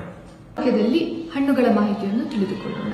ಮೊದಲನೇದಾಗಿ ಹಣ್ಣುಗಳು ಜೀವಸತ್ವದ ಆಧಾರವಾಗಿದೆ. ಹಣ್ಣುಗಳಲ್ಲಿ ಸಕಲ ಪೋಷಕಾಂಶಗಳಿದ್ದು ಇದು ರೋಗ ಮತ್ತು ಆರೋಗ್ಯದ ಎರಡೂ ಅವಸ್ಥೆಯಲ್ಲಿ ಬಹಳ ಪರಿಣಾಮಕಾರಿಯಾಗಿದೆ. ಪ್ರಕೃತಿ ನಮಗೆ ನೀಡಿರುವ ನೈಸರ್ಗಿಕ ವಸ್ತುಗಳಲ್ಲಿ ಹಣ್ಣು ಕೂಡ ಒಂದು. ಹಣ್ಣು ಬಹಳ ವಿಶೇಷ ಸ್ಥಾನವನ್ನು ಪಡೆದಿದೆ. ನಮ್ಮ ದೈನಂದಿನ ಜೀವನದಲ್ಲಿ ಆಗುವ ಒತ್ತಡಗಳು, ಕಾಯಿಲೆಗಳು ಇವೆಲ್ಲವುಗಳನ್ನು ನಾವು ಹಣ್ಣುಗಳನ್ನು ನಿತ್ಯ ಸೇವನೆ ಮಾಡುವುದರಿಂದ ತಡೆಗಟ್ಟಬಹುದಾಗಿದೆ. ಹಣ್ಣುಗಳು ಒಂದು ಸಮತೋಲನ ಸಂಪೂರ್ಣ ಆಹಾರವಾಗಿದೆ. ಈಗ ನಾವು ಮುಂದೆ ನೋಡೋದಾದ್ರೆ ಆಯುರ್ವೇದದಲ್ಲಿ ಹಣ್ಣಿನ ಬಗ್ಗೆ ಎಲ್ಲಿ ಮಾಹಿತಿ ಇದೆ ಅಥವಾ ಹಣ್ಣನ್ನು ಹೇಗೆ ಸೇವಿಸಬೇಕು ಎಂದು ತಿಳಿದುಕೊಳ್ಳೋಣ. ಮೊದಲನೇದಾಗಿ ಹಣ್ಣುಗಳನ್ನು ನಾವು ಖಾಲಿ ಹೊಟ್ಟೆಯಲ್ಲಿ ಅಥವಾ ಊಟದ ಮೊದಲು ಸೇವಿಸುವುದು ಆಯುರ್ವೇದದ ಪ್ರಕಾರ ನಿರ್ದೇಶಿಸಲಾಗಿದೆ. ಊಟದ ನಂತರ ಅಥವಾ ಮಲಗುವ ಸಮಯದಲ್ಲಿ ಹಣ್ಣುಗಳನ್ನು ಸೇವನೆ ಮಾಡಿದರೆ ಅದು ರಕ್ತದಲ್ಲಿನ ಗ್ಲೂಕೋಸ್ ಹಾಗೂ ಇನ್ಸುಲಿನ್ ಅಂಶವನ್ನು ವೃದ್ಧಿಸಿ ಅನಿದ್ರತೆಗೆ ಕಾರಣವಾಗಬಹುದು. ಆದ್ದರಿಂದ ಹಣ್ಣುಗಳನ್ನು ಮಲಗುವ ವೇಳೆಯಲ್ಲಿ ಅಥವಾ ಊಟದ ನಂತರ ಸೇವಿಸುವುದು ನಿಷೇಧಿಸಲಾಗಿದೆ. ಹಣ್ಣುಗಳು ಸರಿಯಾದ ಜೀರ್ಣಕ್ರಿಯೆಯಲ್ಲಿ ನೆರವಾಗುವುದು ಅಲ್ಲದೆ ನಿಯಮಿತವಾಗಿ ಸೇವಿಸುವುದರಿಂದ ಆರೋಗ್ಯ ಮತ್ತು ಆಯಸ್ಸನ್ನು ವೃದ್ಧಿಸುತ್ತದೆ. ಹಣ್ಣುಗಳಲ್ಲಿ ಖನಿಜಾಂಶ, ಪೋಷಕಾಂಶ, ವಿಟಮಿನ್ ಹಾಗೂ ಪೊಟ್ಯಾಷಿಯಂ ಇರುವುದರಿಂದ ಇದು ಒಂದು ಸಂಪೂರ್ಣ ಸಮತೋಲನ ಆಹಾರವಾಗಿದೆ. ಮುಂದೆ ನಾವು ನೋಡೋದಾದ್ರೆ ಹಣ್ಣುಗಳನ್ನು ಗರ್ಭಿಣಿಯಲ್ಲಿ ಸೇವಿಸಬಹುದಾ ಇಲ್ವಾ ಅನ್ನೋ ಪ್ರಶ್ನೆಗೆ ಉತ್ತರ, ಗರ್ಭಿಣಿಯರು ಅಥವಾ ಹೆಣ್ಣು ಮಕ್ಕಳು ಗರ್ಭಾವಸ್ಥೆಯಲ್ಲಿ ನಿಯಮಿತವಾಗಿ ಹಣ್ಣುಗಳನ್ನು ಸೇವನೆ ಮಾಡುವುದರಿಂದ ನಮ್ಮ ಮಗುವಿಗೆ ಬೇಕಾದ ಜೀವಸತ್ವಗಳು ನೈಸರ್ಗಿಕವಾಗಿ ಸಿಗಬೇಕಾದರೆ ಅದೆಲ್ಲ ಅಂಶಗಳು ಹಣ್ಣುಗಳಲ್ಲಿ ಇರುತ್ತದೆ. ಹಾಗಾಗಿ ಗರ್ಭಾವಸ್ಥೆಯಲ್ಲಿ ಹೆಣ್ಣು ಮಕ್ಕಳು ಹಣ್ಣುಗಳ ಸೇವನೆಯನ್ನು ಪ್ರತಿನಿತ್ಯವಾಗಿ ಮಾಡಬೇಕಾಗಿದೆ. ಮುಂದೆ ನೋಡೋದಾದ್ರೆ ಗರ್ಭಿಣಿಯರಿಗೆ ಗರ್ಭಾವಸ್ಥೆಯಲ್ಲಿ ಸಾಮಾನ್ಯವಾಗಿ ಮೂಲವ್ಯಾಧಿ, ಮಲಬದ್ಧತೆ ಹಾಗೂ ಇನ್ನಿತರೆ ತೊಂದರೆಗಳು ಎದುರಿಸಬೇಕಾಗುತ್ತದೆ. ಈ ಸಮಯದಲ್ಲಿ ಔಷಧ ಸೇವನೆಯು ನಿಷೇಧವಾಗಿದೆ. ಆದ್ದರಿಂದ ಈ ಸಮಯದಲ್ಲಿ ಹಣ್ಣುಗಳೇ ಔಷಧಿಯಾಗಿ ಪರಿಣಾಮಕಾರಿಯಾಗಿದೆ. ಆದ್ದರಿಂದ ಫೈಬರ್ ಯುಕ್ತ ಆಹಾರ ಅಥವಾ ಹಣ್ಣನ್ನು ನಿಯಮಿತವಾಗಿ ಗರ್ಭಿಣಿ ಅವಸ್ಥೆಯಲ್ಲಿ ಬಳಸಿದರೆ ಮಲಬದ್ಧತೆ ಹಾಗೂ ಮೂಲವ್ಯಾಧಿ ಅಂತಹ ರೋಗವನ್ನು ತಡೆಗಟ್ಟಬಹುದಾಗಿದೆ. ಮಗುವಿನ ಮೂಳೆ ಮತ್ತು ಹಲ್ಲುಗಳು ಆರೋಗ್ಯಕರವಾಗಿ ರೂಪುಗೊಳ್ಳಲು ನಿಯಮಿತವಾಗಿ ಹಣ್ಣುಗಳ ಸೇವನೆ ಅನಿವಾರ್ಯವಾಗಿದೆ. ಹಣ್ಣುಗಳ ಸೇವನೆಯಿಂದ ರೋಗ ನಿರೋಧಕ ಶಕ್ತಿಯನ್ನು ಹೆಚ್ಚಿಸಿ ದೃಷ್ಟಿದೋಷ ಹಾಗೂ ನರ ರೋಗಗಳನ್ನು ತಡೆಗಟ್ಟಿ ಮಗುವಿನ ಆರೋಗ್ಯವಂತ ತೂಕವನ್ನು ವೃದ್ಧಿಸಲು ಹಣ್ಣುಗಳು ಬಹಳ ನೆರವಾಗುತ್ತದೆ. ಹಣ್ಣುಗಳು ನಮ್ಮ ತ್ವಚೆಯ ಕಾಂತಿಯನ್ನು ಕಾಪಾಡಿಕೊಳ್ಳಲು ಬಹಳ ನೆರವಾಗುತ್ತದೆ. ಹಣ್ಣಿನ ಸೇವನೆ ಮಾತ್ರವಲ್ಲದೆ ಹಣ್ಣಿನ ರಸವನ್ನು ಲೇಪದ ಮುಖಾಂತರ ತ್ವಚೆಯ ಮೇಲೆ ಲೇಪಿಸಿದರೆ ನಮ್ಮ ತ್ವಚೆಯ ಕಾಂತಿ ವೃದ್ಧಿಸಿ ಅದು ದೀರ್ಘಕಾಲದ ಸುಕ್ಕುಗಟ್ಟುವಿಕೆ ಅಥವಾ ಡ್ರೈನೆಸ್ ಅಂತ ಏನು ಕರಿತೀವಿ ಅದನ್ನು ತಡೆಯಲು ಬಹಳ ಸಹಾಯಕಾರಿಯಾಗಿದೆ. ಅದಕ್ಕೆ ಪ್ರತಿನಿತ್ಯ ನಾವು ಯಾವ ಹಣ್ಣನ್ನು ಸೇವಿಸ್ತೀವೋ ಅದೇ ಹಣ್ಣಿನ ಲೇಪವನ್ನು ಪ್ರತಿನಿತ್ಯ ನಾವು ತ್ವಚೆಯ ಮೇಲೆ ಬಳಸಿದರೆ ತ್ವಚೆಯ ಕಾಂತಿಯನ್ನು ವೃದ್ಧಿಸಿ ಹಾಗೂ ತ್ವಚೆಯಲ್ಲಿ ಆಗ್ತಾ ರಿಂಕಲ್ಸ್ ಅನ್ನು ತಡೆಗಟ್ಟಬಹುದಾಗಿದೆ. ಮುಂದೆ ನಾವು ನೋಡೋದಾದ್ರೆ ನಿತ್ಯ ಸೇವನೆಯ ಹಣ್ಣುಗಳು. ಆಯುರ್ವೇದ ಪ್ರಕಾರ ಕೆಲವು ನಿತ್ಯ ಸೇವನೆ ಅಂದರೆ ದೈನಂದಿನವಾಗಿ ನಾವು ಸೇವಿಸಬೇಕಾದ ಕೆಲವು ಹಣ್ಣುಗಳ ಬಗ್ಗೆ ಮಾಹಿತಿ ಇದೆ. ಅದರಲ್ಲಿ ಒಂದಾದ ದ್ರಾಕ್ಷಿಯಲ್ಲಿ ಒಣದ್ರಾಕ್ಷಿಯು ಫಲಗಳಲ್ಲಿ ಉತ್ತಮವಾದ್ದು ಎಂದು ಪರಿಗಣಿಸಲಾಗಿದೆ. ಒಣದ್ರಾಕ್ಷಿಯನ್ನು ಪ್ರತಿನಿತ್ಯ ನಾವು 8 ರಿಂದ 10 ಒಣದ್ರಾಕ್ಷಿಯನ್ನು ರಾತ್ರಿ ಇಡೀ ನೀರಿನಲ್ಲಿ ನೆನೆಸಿಟ್ಟು ಬೆಳಿಗ್ಗೆ ಎದ್ದ ನಂತರ ಅದನ್ನು ಸೇವಿಸುವುದರಿಂದ ಅದು ಒಂದು ನಿತ್ಯ ಸೇವನೆಯ ರಸಾಯನವಾಗಿ ಪರಿಣಾಮಕಾರಿಯಾಗಿದೆ. ಇದರ ಜೊತೆ ನೋಡೋದಾದ್ರೆ ದಾಳಿಂಬೆ ಹಣ್ಣು ಕೂಡ ನಾವೆಲ್ಲ ಋತುವಿನಲ್ಲೂ ದಾಳಿಂಬೆ ಹಣ್ಣು ಈಸಿಯಾಗಿ ಲಭ್ಯವಾಗುವಂತ ಹಣ್ಣು. ದಾಳಿಂಬೆ ಹಣ್ಣು ಪಿತ್ತಶಾಮಕವಾಗಿದೆ. ಇದನ್ನು ನಾವು ಎಲ್ಲಾ ತರದ ಪಿತ್ತವರ್ಧಕ ಇಂದ ಬರುವಂತ ಕಾಯಿಲೆಗಳಲ್ಲಿ ಎಕ್ಸಾಂಪಲ್ ಹೇಳೋದಾದ್ರೆ ಮಲಬದ್ಧತೆ, ಮೂಲವ್ಯಾಧಿ, ಜ್ವರ, ಹೃದ್ರೋಗ, ಅತಿಸಾರ, ವಾಕರಿಕೆ, ಅಜೀರ್ಣ ಈ ತರ ಮುಂತಾದ ಕಾಯಿಲೆಗಳಲ್ಲಿ ದಾಳಿಂಬೆ ಒಂದು ಉತ್ತಮ ಔಷಧಿಯಾಗಿ ಪರಿಣಾಮಕಾರಿಯಾಗಿದೆ. ಮಕ್ಕಳಿಗೆ ದಾಳಿಂಬೆ ಹಣ್ಣನ್ನು ಮಕ್ಕಳಲ್ಲಿ ಕೊಡಬೇಕಾದ್ರೆ ಮಗುವಿನಲ್ಲಿ ಜಂತುಹುಳ ಆಗ ಹೊಟ್ಟೆಯಲ್ಲಿ ಹುಳ ಕಾಣಿಸಿಕೊಂಡ್ರೆ ದಾಳಿಂಬೆ ಹಣ್ಣಿನ ತಿರುಳು ಅಥವಾ ಸಿಪ್ಪೆಯನ್ನು ಪೇಸ್ಟ್ ಮಾಡಿ ಜೇನುತುಪ್ಪದೊಟ್ಟಿಗೆ ಸೇವಿಸಿದರೆ ಮಗುವಿನಲ್ಲಿ ಬರುವಂತಹ ಹುಳಗಳ ಸಮಸ್ಯೆ ಆಗ ಹೊಟ್ಟೆಯಲ್ಲಾಗುವ ಹುಳಗಳನ್ನು ನಾವು ತಡೆಗಟ್ಟಬಹುದಾಗಿದೆ. ಖರ್ಜೂರ ಕೂಡ ಒಂದು ನಿತ್ಯ ಸೇವನೆಯ ಹಣ್ಣು. ಖರ್ಜೂರವನ್ನು ಪ್ರತಿನಿತ್ಯ ನಾವು ನೀರಿನಲ್ಲಿ ನೆನೆ ಹಾಕಿ ಬೆಳಿಗ್ಗೆ ಎದ್ದು ತಿನ್ನುವುದರಿಂದ ಇದು ಒಂದು ಸಹ ಉತ್ತಮವಾದ ರಸಾಯನವಾಗಿದೆ. ಖರ್ಜೂರವನ್ನು ಮದಾತ್ಯ ಅಥವಾ ಮದ್ಯದಿಂದ ಆಗುವ ಅಪಾಯಕಾರಿ ಲಕ್ಷಣಗಳಿಂದ ತಡೆಗಟ್ಟಬೇಕಾದರೆ ನಾವು ಪ್ರತಿನಿತ್ಯ ಖರ್ಜೂರವನ್ನು ಸೇವಿಸಬೇಕು. ಇದು ಒಂದು ಸದ್ಯೋತರ್ಪಕ ಅಂದ್ರೆ ಯಾವುದೇ ತರಹದ ದಾಹ ಆಗಿರುವ ಕಂಡೀಷನ್ ಅಲ್ಲಿ ನಮ್ಮಲ್ಲಿ ದಾಹ ಎನಿಸಿದಾಗ ಖರ್ಜೂರವನ್ನು 3 ರಿಂದ 4 ನಾವು ಪ್ರತಿನಿತ್ಯ ಸೇವಿಸ್ತಾ ಬಂತು ಅಂದ್ರೆ ಪಿತ್ತ ಹಾಗೂ ದಾಹದಲ್ಲಿ ಇದೊಂದು ಉತ್ತಮ ಹಣ್ಣು ಔಷಧಿಯಾಗಿ ಪರಿಣಾಮಕಾರಿಯಾಗಿದೆ. ಹೀಗೆ ನಾವು ಎಲ್ಲ ಹಣ್ಣುಗಳನ್ನು ಯಾವ ಋತುವಿನ ಅನುಸಾರ ಯಾವ ಋತುವಿನಲ್ಲಿ ಯಾವ ಹಣ್ಣು ಯಥೇಚ್ಛವಾಗಿ ಲಭ್ಯವಾಗುತ್ತದೆ ಆ ಹಣ್ಣುಗಳನ್ನು ಪ್ರತಿನಿತ್ಯ ನಾವು ಸೇವನೆ ಮಾಡುವುದರಿಂದ ಆ ಋತುವಿನ ಅನುಸಾರ ನಾವು ಪ್ರತಿನಿತ್ಯ ಸೇವನೆ ಮಾಡುವುದರಿಂದ ನಮ್ಮ ಆರೋಗ್ಯವನ್ನು ಕಾಪಾಡಿಕೊಂಡು ನೈಸರ್ಗಿಕವಾಗಿ ಆರೋಗ್ಯವನ್ನು ಪಡೆದುಕೊಳ್ಳಬಹುದು. ಸಾಮಾನ್ಯವಾಗಿ ಎಲ್ಲ ವೀಕ್ಷಕರಿಗೂ ಕಾಡುವ ಪ್ರಶ್ನೆ, ಪೇಷಂಟ್ ಆಗಿ ಬಂದವರು ನಮ್ಮನ್ನ ಜನರಲ್ ಆಗಿ ಒಂದು ಕ್ವಶನ್ ಕೇಳೋದಾದ್ರೆ ಮಧುಮೇಹದಲ್ಲಿ ಯಾವ ಹಣ್ಣು ಕೊಡ್ಬೋದು, ಶುಗರ್ ಇದ್ದವ್ರ ಹಣ್ಣು ತಗೋಬೋದಾ ಇಲ್ವಾ, ಈ ತರ ಎಲ್ಲ ನಿಮ್ಮ ಪ್ರಶ್ನೆಗೆ ಉತ್ತರ ಏನಂತಂದ್ರೆ ಪ್ರಮೇಹದಲ್ಲಿ ಹೌದು ಹಣ್ಣುಗಳು ನಿಷೇಧಿಸಲಾಗಿದೆ. ಆದರೆ ಕೆಲವೊಂದು ಹಣ್ಣನ್ನ ನಿಯಮಿತವಾಗಿ ಸ್ವಲ್ಪ ಪ್ರಮಾಣದಲ್ಲಿ ಬಳಸಬಹುದು. ಅದು ಯಾವುದೆಂದರೆ ಮೊದಲನೇದಾಗಿ ಕಿವಿ ಹಣ್ಣಿನಲ್ಲಿ ಗ್ಲೂಕೋಸ್ ಹಾಗೂ ಇನ್ಸುಲಿನ್ ಕಮ್ಮಿ ಇರುವುದರಿಂದ ಕಿವಿ ಫ್ರೂಟ್ ಅನ್ನು ನಾವು ನಿಯಮಿತವಾಗಿ ಪ್ರಮೇಹದಲ್ಲಿ ಅಥವಾ ಮಧುಮೇಹದಲ್ಲಿ ಯಥೇಚ್ಛವಾಗಿ ಬಳಸಬಹುದು. ಮುಂದೆ ನೋಡೋದಾದ್ರೆ ಆಮ್ಲಕ್ಕಿ ಅಥವಾ ಬೆಟ್ಟದ ನೆಲ್ಲಿಕಾಯಿ ಅಂತ ಏನ್ ಕರಿತೀವಿ, ಇದನ್ನು ಸಹ ಪ್ರತಿನಿತ್ಯ ನಾವು ಖಾಲಿ ಹೊಟ್ಟೆಯಲ್ಲಿ ಸೇವಿಸುವುದರಿಂದ ಇದು ಪ್ರಮೇಹದಲ್ಲಿ ಒಂದು ಉತ್ತಮ ಹಣ್ಣು ಸೇವನೆಗೆ ಉಪಯೋಗವಾಗಿದೆ. ಬೇರೆ ಎಲ್ಲಾ ತರದ ಹಣ್ಣುಗಳು, ಬಾಳೆಹಣ್ಣು, ಮಾವಿನ ಹಣ್ಣಾಗಿರ್ಬೋದು ಅಥವಾ ಹಲಸಿನ ಹಣ್ಣಾಗಿರ್ಬೋದು, ಬೇರೆ ಎಲ್ಲಾ ಹಣ್ಣುಗಳಲ್ಲಿ ಗ್ಲೂಕೋಸ್ ಹಾಗೂ ಇನ್ಸುಲಿನ್ ಅಂಶವನ್ನು ವೃದ್ಧಿ ಮಾಡಿಸುವ ಶಕ್ತಿ ಇದ್ದು ಈ ಎಲ್ಲ ಹಣ್ಣುಗಳು ಪ್ರಮೇಹದಲ್ಲಿ ಅಥವಾ ಮಧುಮೇಹದಲ್ಲಿ ನಿಷೇಧಿಸಲಾಗಿದೆ. ಹಾಗಾಗಿ ಡಯಾಬಿಟಿಕ್ ಇರೋ ಪೇಷಂಟ್ಸ್ ಇದ್ಯಾವ ಹಣ್ಣುಗಳನ್ನು ಸೇವನೆ ಮಾಡಬಾರದು. ಇದೇ ರೀತಿ ಎಲ್ಲ ಹಣ್ಣುಗಳನ್ನು ಆ ಋತುವಿನ ಅನುಸಾರ ಯಾವ ಋತುವಿನಲ್ಲಿ ಯಾವ ಹಣ್ಣು ಬೆಳೆಯುತ್ತದೋ ಆ ಹಣ್ಣನ್ನು ಪ್ರತಿನಿತ್ಯ ನಾವು ಸೇವನೆ ಮಾಡುವುದರಿಂದ ನಮ್ಮ ಆರೋಗ್ಯವನ್ನು ನೈಸರ್ಗಿಕವಾಗಿ ಕಾಪಾಡಿಕೊಳ್ಳಬಹುದು. ನಿತ್ಯ ಸೇವನೆಯ ದ್ರವ್ಯಗಳ ಬಗ್ಗೆ ತಿಳಿದುಕೊಳ್ಳೋಣ. ಈ ನಿತ್ಯ ಸೇವನೆಯ ದ್ರವ್ಯಗಳು ನಾವು ದಿನನಿತ್ಯ ಉಪಯೋಗಿಸಬಹುದಾದ ದ್ರವ್ಯಗಳಾಗಿದ್ದು ಇದನ್ನು ನಾವು ಉಪಯೋಗಿಸಿದರೆ ನಮ್ಮ ಆರೋಗ್ಯ ರಕ್ಷಣೆ ಮತ್ತು ಇನ್ನಿತರ ರೋಗಗಳನ್ನು ತಡೆಗಟ್ಟಬಹುದು. ನಾವು ಈಗ ಪ್ರತಿನಿತ್ಯ ಬಳಸಬಹುದಾದ ದ್ರವ್ಯಗಳು ಯಾವುದೆಂದು ತಿಳಿದುಕೊಳ್ಳೋಣ. ಮೊದಲನೆಯದು ಷಷ್ಟಿಕ ಶಾಲೆ ಅಥವಾ ಕೆಂಪಕ್ಕಿ. ಈ ಕೆಂಪಕ್ಕಿಯು 60 ದಿನಗಳಲ್ಲಿ ಬೆಳೆಯಬಹುದಾದ ಅಕ್ಕಿಯಾಗಿದೆ. ಇದರಲ್ಲಿ ಕಾರ್ಬೋಹೈಡ್ರೇಟ್ಸ್ ಅಂಶವು ಜಾಸ್ತಿ ಇದ್ದು ಜೀವಸತ್ವಗಳು ಮತ್ತು ನಾರಿನ ಅಂಶ ಜಾಸ್ತಿ ಇರುತ್ತದೆ. ಇದನ್ನು ನಾವು ಹಳೆಯ ಅಕ್ಕಿಯಾಗಿ ಉಪಯೋಗಿಸಿದರೆ ಇದು ನಮ್ಮ ದೇಹಕ್ಕೆ ಲಘುವಾಗುತ್ತದೆ ಮತ್ತು ಜೀರ್ಣಾಂಗ ಕ್ರಿಯೆಗೆ ಅನುಕೂಲವಾಗುತ್ತದೆ ಮತ್ತು ಇದು ತ್ರಿದೋಷ ಶಾಮಕವಾಗಿದೆ. ಎರಡನೇದು ಹೆಸರು ಕಾಳು. ಇದನ್ನ ಮೂಂಗ್ ಅಂತಾನೆ ಹೇಳ್ತೀವಿ, ಮುದ್ಗ ಅಂತಾನೆ ಹೇಳ್ತೀವಿ. ಈ ಹೆಸರು ಕಾಳಿನಲ್ಲಿ ಪ್ರೋಟೀನ್ ಅಂಶವು ಜಾಸ್ತಿ ಇದ್ದು ಸಸ್ಯಾಹಾರಿಗಳಿಗೆ ಇದು ಬಹುಮುಖ್ಯವಾಗಿ ಬೇಕಾಗಿರುವ ಆಹಾರವಾಗಿದೆ. ಇದನ್ನು ಪಥ್ಯವಾಗಿ ಉಪಯೋಗಿಸ್ತೀವಿ ಮತ್ತು ಆಹಾರದಲ್ಲೂ ಉಪಯೋಗಿಸ್ತೀವಿ. ಈ ಶೀತ ಕೆಮ್ಮು ಜ್ವರ ಬಂದಾಗ ನಾವು ಏನು ತಿನ್ನಬೇಕು ಅಂತ ಕೇಳಿದಾಗ ಜನರು ಇದನ್ನ ಉಪಯೋಗಿಸ್ಬೋದು. ಇದನ್ನ ಕಿಚಡಿ ಅಥವಾ ಸೂಪ್ ಅಥವಾ ಮುದ್ಗ ತರ ಮಾಡಿ ಇದನ್ನ ಸೇವಿಸಬಹುದು. ಮತ್ತೆ ಜನ ಕೇಳ್ತಾರೆ, ತುಂಬಾ ವೆಯ್ಟ್ ಲಾಸ್ ಆಗಿದ್ದಾಗ, ತುಂಬಾ ದೇಹ ತೂಕ ಜಾಸ್ತಿ ಆಗಿದ್ದಾಗ ನಾವು ಏನ್ ತಿನ್ಬೇಕು ಅಂತ ಅಂದ್ಬಿಟ್ಟು, ಅದು ತಿಂಡಿಯ ಬದಲಿಗೆ ನಾವು ಬೆಳಗ್ಗೆ ಸಮಯದಲ್ಲಿ ಈ ಮುದ್ಗ ಯುಷವನ್ನ ಉಪಯೋಗಿಸಿದರೆ ಅದು ನಮಗೆ ಆರೋಗ್ಯಕರವಾಗುತ್ತದೆ ಮತ್ತು ಅಧಿಕವಾದ ಕೊಬ್ಬನ್ನು ದೇಹದಲ್ಲಿ ತೆಗೆದುಹಾಕುತ್ತದೆ. ಮೂರನೇ ದ್ರವ್ಯ ಅಂದರೆ ಸೈಂಧವ ಲವಣ.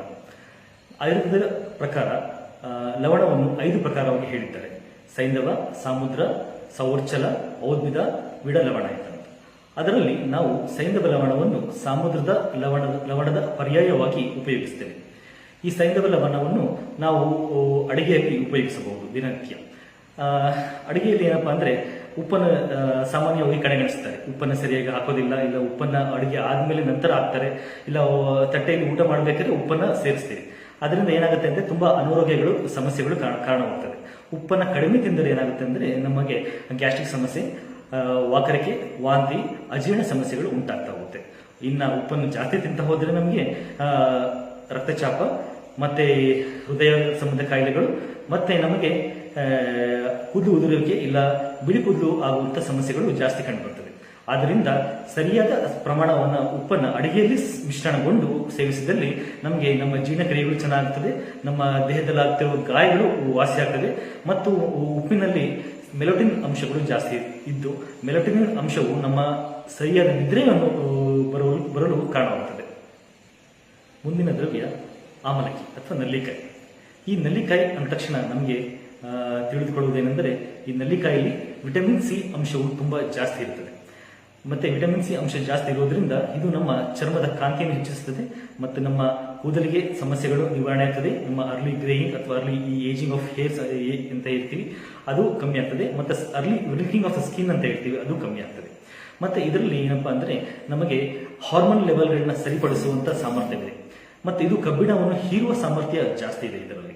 ಇದು ಆಂಟಿ ಇನ್ಫ್ಲಮೇಟರಿ ಕೂಡ ಹೌದು, ಅದು ಹೆಪಟೋಪ್ರೊಟೆಕ್ಟಿವ್ ಮತ್ತು ಫ್ರೀ ರ್ಯಾಡಿಕಲ್ಸ್ ಅನ್ನುವುದನ್ನು ತೆಗೆದುಹಾಕುತ್ತದೆ. ಮುಂದಿನ ದ್ರವ್ಯ ಗೋಧಿ. ಗೋಧಿಯನ್ನು ನಾವು ರಿಚ್ ಸೋರ್ಸ್ ಆಫ್ ಸ್ಟಾರ್ಚ್ ಅಂತಾನೂ ಹೇಳ್ತೀವಿ. ಇದು ಗೋಧಿಯನ್ನು ನಾವು ಔಷಧಿಯಾಗಿ ಉಪಯೋಗಿಸ್ತೀವಿ ಹಾಗೂ ಆಹಾರದಲ್ಲಿ ಕೂಡ ಉಪಯೋಗಿಸ್ತೀವಿ. ಇದು ನಮ್ಮ ಗೋಧಿಯನ್ನು ದಿನ ಬಳಕೆಯಲ್ಲಿ ಮಾಡಿದರೆ ನಮಗೆ ಮೆಟಬಾಲಿಸಮ್ ಕ್ರಿಯೆಗಳು ಸರಿಯಾಗಿ ಹೋಗ್ತದೆ. ನಮ್ಮ ದೇಹದಲ್ಲಿ ಈ ಕೆಟ್ಟು ಕೊಬ್ಬುಗಳು ಕಮ್ಮಿ ಆಗ್ತದೆ ಹಾಗೂ ನಮ್ಮ ದೇಹದಲ್ಲಿ ಮೂತ್ರನಾಳದ ಸಮಸ್ಯೆಗಳು ಅಥವಾ ಕ್ಯಾನ್ಸರ್ ಸಮಸ್ಯೆಗಳು ಕಂಡು ಬರುವುದಿಲ್ಲ. ಡಯಾಬಿಟಿಸ್ ಪೇಷಂಟ್ಸ್ಗೆ ಅಥವಾ ಮಧುಮೇಹ ಪೇಷಂಟ್ಸ್ಗಳಿಗೆ ಇದು ಬೆಸ್ಟ್ ಡ್ರಗ್ ಆಫ್ ಚಾಯ್ಸ್ ಅಂತಾನೆ ಹೇಳ್ಬೋದು. ಮುಂದಿನ ದ್ರವ್ಯ ಅಂತರಿಕ್ಷ ಜಲ ಅಥವಾ ಮಳೆ ನೀರು. ಆಯುರ್ವೇದದಲ್ಲಿ ಕುಡಿಯಲು ಮಳೆ ನೀರನ್ನು ಉಪಯೋಗಿಸಬಹುದು ಎಂದು ಹೇಳಿದ್ದಾರೆ. ಆದರೆ ಇವಾಗಿನ ಪೊಲ್ಯೂಷನ್ ಅಥವಾ ಇವಾಗಿನ ಎನ್ವೈರನ್ಮೆಂಟ್ ಅಲ್ಲಿ ಮಳೆ ನೀರು ಅಸಿಡಿಕ್ ನೇಚರ್ ಆಗಿರುತ್ತೆ ಹಾಗೂ ಕುಡಿಯಲು ಯೋಗ್ಯವಿಲ್ಲ. ಅದರ ಬದಲಿಗೆ ಕಾಯಿಸಿ ಕುದಿಸಿದ ನೀರನ್ನು ಕುಡಿಯಲು ಯೋಗ್ಯವಾಗಿದೆ. ದಿನಕ್ಕೆ ನಾವು 5 ರಿಂದ 6 ಲೀಟರ್ ನೀರನ್ನು ಕುಡಿಯಬೇಕು. ನಾವು ಸರಿಯಾದ ನೀರನ್ನು ತೆಗೆದುಕೊಂಡರೆ ನಮ್ಮ ದೇಹದಲ್ಲಿ ತ್ರಿದೋಷಗಳು ಸಾಮ್ಯಾವಸ್ಥೆಯಲ್ಲಿರುತ್ತದೆ, ನಮ್ಮ ದೇಹವು ಚೈತನ್ಯವಾಗಿರುತ್ತದೆ, ಮತ್ತೆ ಮಲಬದ್ಧತೆ ಸಮಸ್ಯೆಗಳು ಕಂಡುಬರುವುದಿಲ್ಲ. ನೀರನ್ನು ಯಾವಾಗ ಕುಡಿಬೇಕು ಎನ್ನುವ ಪ್ರಶ್ನೆ ಸಾಮಾನ್ಯವಾಗಿ ಕಂಡುಬರುತ್ತದೆ. ಊಟದ ಮುಂಚೆ ಕುಡಿಬೇಕಾ, ಊಟ ಆದ್ಮೇಲೆ ಕುಡಿಬೇಕಾ, ಅಥವಾ ಊಟದ ನಂತರ ನೀರನ್ನು ಕುಡಿಬೇಕು ಅಂತ ಅಂದ್ಬಿಟ್ಟು ಅಂತ. ಈ ಊಟದ ನಂತರ ನಾವು ನೀರನ್ನು ಕುಡಿತಾ ಹೋದರೆ ನಮ್ಮ ಡೈಜೆಷನ್ ಪ್ರೊಸೆಸ್ ನಮ್ಮ ಹೊಟ್ಟೆಯಲ್ಲಿ ಸ್ಟಾರ್ಟ್ ಆಗಿರ್ತದೆ ಹಾಗೂ ನಮ್ಮ ಈ ಡೈಜೆಷನ್ ಪ್ರೊಸೆಸ್ಗೆ ನಾವು ನೀರನ್ನು ಕುಡಿದರೆ ಡೈಜೆಷನ್ ಪ್ರೊಸೆಸ್ ಹಾಳಾಗ್ತಾ ಹೋಗುತ್ತೆ. ಇನ್ನು ಊಟದ ಮಧ್ಯದಲ್ಲಿ ನಾವು ನೀರನ್ನು ಕುಡಿದರೆ ನಮ್ಮ ಜೀರ್ಣಕ್ರಿಯೆ ಸರಿ ಹೋಗ್ತದೆ ಮತ್ತು ಈ ಸೆಂಟ್ರಲ್ ಒಬೆಸಿಟಿ ಅಂತ ಯಾರು ಹೇಳ್ತೀರಾ ಅಂಥವ್ರಿಗೆ ಊಟದ ಮಧ್ಯದಲ್ಲಿ ನೀರನ್ನು ಕುಡಿಬಹುದು. ಈ ತುಂಬಾ ಬೊಜ್ಜು ಇರ್ತದೆ, ತುಂಬಾ ಒಬೆಸಿಟಿ ಜಾಸ್ತಿ ಇರ್ತಾರೆ ಅಂಥವ್ರು ಊಟದ ಮುಂಚೆ ನೀರನ್ನು ಕುಡಿದು ಅನಂತರ ಊಟವನ್ನು ಸೇವನೆ ಮಾಡಬೇಕು. ಮುಂದಿನ ದ್ರವ್ಯ ಹಾಲು. ಹಾಲು ಮಾನವನಿಗೆ ಸರ್ವಶ್ರೇಷ್ಠವಾದದ್ದು. ಆಯುರ್ವೇದದಲ್ಲಿ ಅಷ್ಟಕ್ಷೀರಗಳ ಉಲ್ಲೇಖವಿದ್ದು ಅದರಲ್ಲಿ ಹಸುವಿನ ಹಾಲುವೇ ಶ್ರೇಷ್ಠವಾಗಿದೆ. ಹಾಲಿನಲ್ಲಿ ಕ್ಯಾಲ್ಸಿಯಂ, ಫಾಸ್ಫರಸ್ ಅಂಶಗಳು ಜಾಸ್ತಿ ಇದ್ದು ಇದು ನಮ್ಮ ಮೂಳೆ, ಸ್ನಾಯು ಮತ್ತು ಹಲ್ಲುಗಳಿಗೆ ಪೋಷಣೆಯಾಗಿದೆ. ಸರಿಯಾದ ಹಾಲನ್ನು ಕುಡಿದರೆ ನಮಗೆ ನಮ್ಮ ದೇಹಕ್ಕೆ ಇದು ರಸಾಯನವಾಗುತ್ತದೆ, ನಮ್ಮ ಜೀರ್ಣಕ್ರಿಯೆಗಳಿಗೆ ಇದು ಅನುಕೂಲ ಮಾಡಿಕೊಡುತ್ತದೆ ಹಾಗೂ ಬುದ್ಧಿಶಕ್ತಿಯನ್ನು ಚುರುಕುಗೊಳಿಸುತ್ತದೆ. 1 ಲೋಟ ಹಾಲು ಕುಡಿದರೆ ನಮ್ಮ ದೇಹದಲ್ಲಿನ ಸುಸ್ತು, ಶ್ರಮ, ಆಯಾಸವು ನಿವಾರಣೆಯಾಗುತ್ತದೆ. ತುಂಬಾ ಹಸಿವಾಗಿದ್ದಾಗ ಅಥವಾ ತುಂಬಾ ದಾಹವಾಗಿದ್ದಾಗ 1 ಲೋಟ ಹಾಲನ್ನು ಕುಡಿದರೆ ಅದು ಅಮೃತಕ್ಕೆ ಸಮಾನ. ದಿವಸಕ್ಕೆ 1 ರಿಂದ 2 ಲೋಟ ಹಾಲನ್ನು ಕುಡಿಯಬಹುದು. ಮುಂದಿನ ದ್ರವ್ಯ ತುಪ್ಪ. ತುಪ್ಪದಲ್ಲಿ ಹಸುವಿನ ತುಪ್ಪವು ಶ್ರೇಷ್ಠ ಎಂದು ಹೇಳ್ತಾರೆ. ಯಾರು ತುಪ್ಪವನ್ನು ತಿನ್ನುತ್ತಾರೋ ಅವರ ಆರೋಗ್ಯ ಚೆನ್ನಾಗಿದೆ ಎಂದು ಹೇಳ್ತಾರೆ. ತುಪ್ಪದಲ್ಲಿ ಅನೇಕ ಔಷಧಿ ಗುಣಗಳಿವೆ. ತುಪ್ಪವು ಆಹಾರಕ್ಕೆ ರುಚಿಯನ್ನು ಮಾತ್ರ ಕೊಡುವುದಲ್ಲದೆ ಇದು ನಮ್ಮ ರೋಗ ನಿರೋಧಕ ಶಕ್ತಿಯನ್ನು ಹೆಚ್ಚಿಸುತ್ತದೆ. ತುಪ್ಪವು ದೇಹವನ್ನು ತಂಪಾಗಿಡಿಸುತ್ತದೆ ಮತ್ತು ಇದು ನಮ್ಮ ಜೀರ್ಣಾಂಗ ಕ್ರಿಯೆಗೆ ಅನುಕೂಲ ಮಾಡುತ್ತದೆ. ಇದು ತುಪ್ಪವನ್ನು ದಿನನಿತ್ಯ ಸೇವಿಸುವುದರಿಂದ ನಮ್ಮ ಬುದ್ಧಿಶಕ್ತಿಗಳು ಹೆಚ್ಚಾಗುತ್ತದೆ ಹಾಗೂ ನಮ್ಮ ಧಾತುವರ್ಧನೆ ಆಗುತ್ತದೆ. ದಿನಕ್ಕೆ 1 ರಿಂದ 2 ಚಮಚ ತುಪ್ಪವನ್ನು ಉಪಯೋಗಿಸಬೇಕು. ಮುಂದಿನ ದ್ರವ್ಯ ಜಾಂಗಲ ಮಾಂಸ ಅಥವಾ ಇಲ್ಲಿ ಮೇಕೆ ಮಾಂಸವನ್ನು ತೆಗೆದುಕೊಳ್ಳಬಹುದು. ಈ ಮೇಕೆ ಮಾಂಸದಲ್ಲಿ ಪ್ರೋಟೀನ್ ಅಂಶವು ಜಾಸ್ತಿ ಇದ್ದು ವಿಟಮಿನ್ ಎ ಮತ್ತು ವಿಟಮಿನ್ ಬಿ12 ಸತ್ವಗಳು ಜಾಸ್ತಿ ಇರುತ್ತವೆ. ಇದರಲ್ಲಿ ಕೊಬ್ಬಿನ ಅಂಶವು ಕಡಿಮೆ ಇದ್ದು ಮತ್ತು ಇದು ಜೀರ್ಣಾಂಗ ಕ್ರಿಯೆಗೆ ಅನುಕೂಲವಾಗುತ್ತದೆ. ಇದರಿಂದ ನಮ್ಮ ಮಾಂಸದ ಪೋಷಣೆ ಸರಿಯಾಗಿ ಆಗುತ್ತದೆ ಹಾಗೂ ರಕ್ತಹೀನತೆಯನ್ನು ತಡೆಗಟ್ಟಬಹುದು. ಇನ್ನು ನಾವು ಸಸ್ಯಾಹಾರಿಗಳು ಏನು ತಿನ್ನಬೇಕು ಅಂತ ಕೇಳ್ತಾರೆ. ಸಸ್ಯಾಹಾರಿಗಳು ಇದರಲ್ಲಿ ನಾವು ಉದ್ದಿನ ಬೇಳೆ ಪದಾರ್ಥಗಳು, ಪನ್ನೀರ್ ಪದಾರ್ಥಗಳು, ಚೆನ್ನ ಮತ್ತು ಸೋಯಾಬೀನ್ ಪದಾರ್ಥಗಳನ್ನು ಇದರ ಬದಲಿಗೆ ಉಪಯೋಗಿಸಬಹುದು. ಕೊನೆಯದಾದ ದ್ರವ್ಯ ಎಂದರೆ ಜೇನುತುಪ್ಪ. ಜೇನುತುಪ್ಪವು ಎಂದೂ ಕೆಡದ ಆಹಾರವಾಗಿದೆ. ಇದನ್ನು ದ್ರವ ಚಿನ್ನವೆಂದು ಹೇಳುತ್ತಾರೆ. ಇದರಲ್ಲಿ ನೈಸರ್ಗಿಕವಾದ ಅನೇಕ ಸಕ್ಕರೆ ಅಂಶಗಳಿದ್ದು ಇದರಲ್ಲಿ ಕ್ಯಾಲ್ಸಿಯಂ ಮತ್ತು ಫಾಸ್ಫರಸ್ ಅಂಶಗಳು ಜಾಸ್ತಿ ಇರುತ್ತದೆ. ಇದನ್ನು ನಾವು ದಿನನಿತ್ಯ 1 ರಿಂದ 2 ಚಮಚದಷ್ಟು ಬಳಸಬಹುದು. ಇದಕ್ಕೆ ಗಾಯಗಳನ್ನು ಗುಣ ಮಾಡುವ ಸಾಮರ್ಥ್ಯವಿದ್ದು ಬಾಯಿ ಹುಣ್ಣಿಗೆ ಇದು ರಾಮಬಾಣವಾಗಿದೆ. ಈ ಎಲ್ಲ ನಿತ್ಯ ಸೇವನೆ ದ್ರವ್ಯಗಳನ್ನು ನಾವು ದಿನನಿತ್ಯ ಸರಿಯಾದ ಸಮಯದಲ್ಲಿ ಸರಿಯಾದ ರೀತಿಯಲ್ಲಿ ಉಪಯೋಗಿಸಿದರೆ ನಮ್ಮ ದೀರ್ಘ ಆಯುವಿಗೆ, ನಮ್ಮ ಆರೋಗ್ಯ ರಕ್ಷಣೆಗೆ ಇದು ಒಳಿತು. ಧನ್ಯವಾದಗಳು.